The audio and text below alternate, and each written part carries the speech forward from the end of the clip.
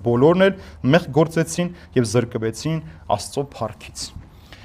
Բոլոր մարդիկ էլ արդեն խոսեցին, որ մեղանչել են, մեղանչում են, պիտի մեղանչեն, սիրելի, ով էլ որ լինեն։ Մինչև մեր մահվան վերջին վայրկյանը մենք կարող ենք մեղք գործել։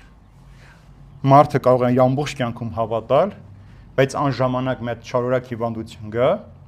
եւ առաջին բան ինքը թերահավատ դառնա, հրաժարվի Աստծոց, ասի, այսքան տարի քեզ աղոթեցի, սա էր ինձ սպասում։ Կամ հարազատի, մտերիմի, զավակի մահը կարող է պատճառ դառնալ, դրա համար ասում եմ, բոլոր մարդիկ էլ մեղանչեցին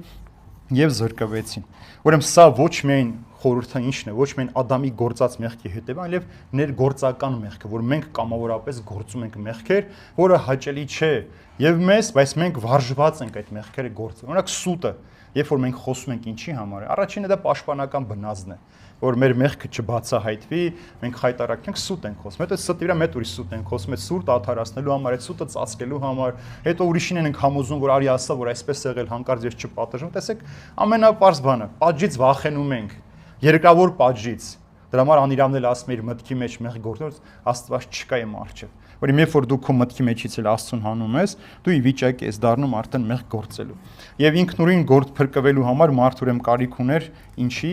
դեղի,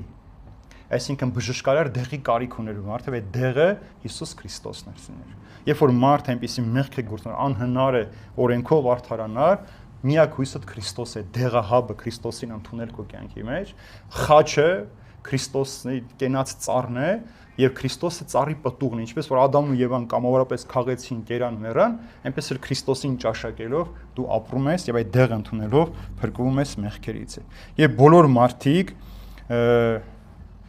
ինչ էլ որ անեն այս աշխարհի մեջ, փոքր ժամանակ, միջին տարիքում, մեծ տարիքում ի վիճակի են ապրել այդ ճշմարտության մեջ, բայց շատ հաճախ մենք աշխարհն ավելի ենք սիրում եւ աշխարհային ցանկություններն ենք ավելի սիրում եւ զրկվում ենք այն հոգեվոր հավիտենական կյանքից, որ Քրիստոս պատրաստել է մեզ համար։